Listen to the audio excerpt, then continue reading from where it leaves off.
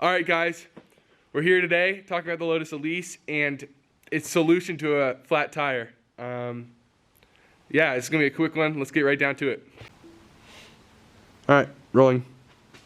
So the Lotus Elise does not have a spare tire. It's not surprising. This is a super lightweight car, and if you look at the trunk here, there's no space for one.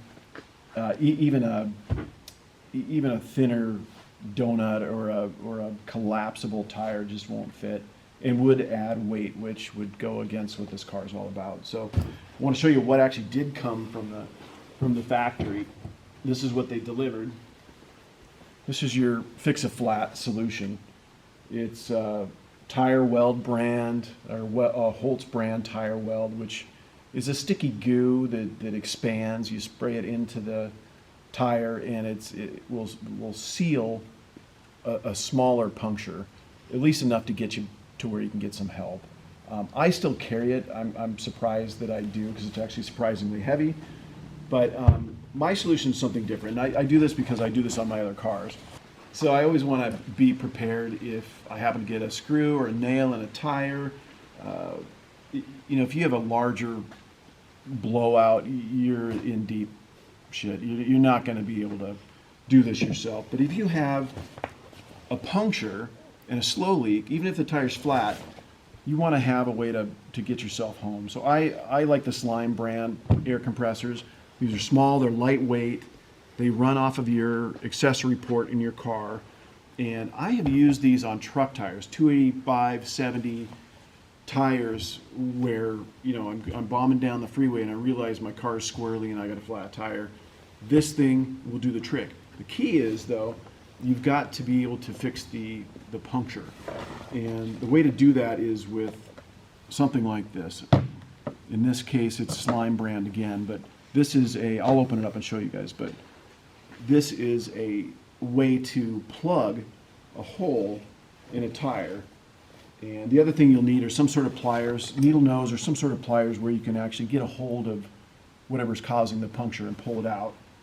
After you do that, you will be able to repair it with something simple like this. These are cheap, lightweight kits. I think everybody should have in a car, but you got to know how to use it. So watch a video on how to plug something. The instructions are pretty good in here. I've done this before, so I know what I'm doing. But basically what you do is, after you pull out the whatever's causing the problem, you want to rasp the hole so that the stickum will stick. And then you use these plugs, which are very sticky, and there's another tool here that allows you to push this in. You push this into the tire and yank this back out, and what you wind up with is this sticky, large plug halfway in the puncture and halfway out. So when you're done with that, you can cut off the remaining part that's sticking out, and you wait just a little bit, and you're good to go. You can drive quite a ways on this. I've done this on motorcycle tires, even in situations out and about, and been able to go thousands of miles or hundreds of miles, close to 1,000 miles on a plugged tire with no problem. So anyway, this is a much better solution than the fix-a-flat goo that actually comes from Lotus. And I haven't had to use it yet, but if I ever do, I'm going to be glad I carry this stuff with me.